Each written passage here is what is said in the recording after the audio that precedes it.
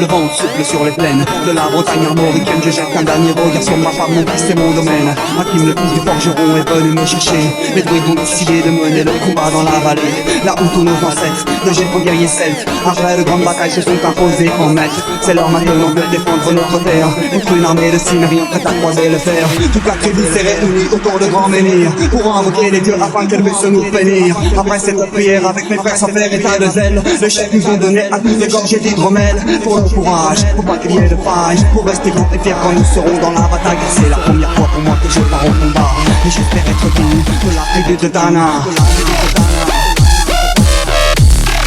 De la tribu de Dana. De la tribu de Dana. De la tribu de Dana.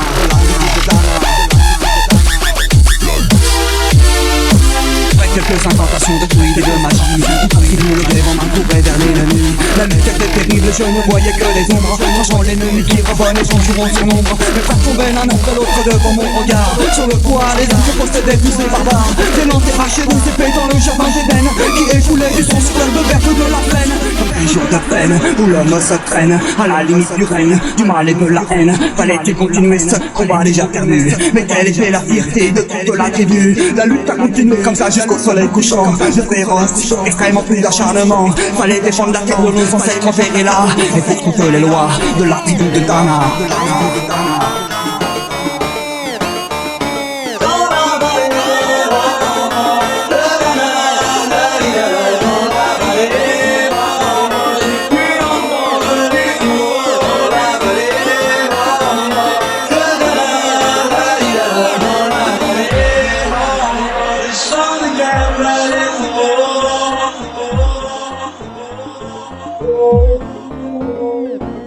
Au bout de la vallée, on entendait le son d'une corne, d'un chef ennemi qui racolait plutôt sa horde.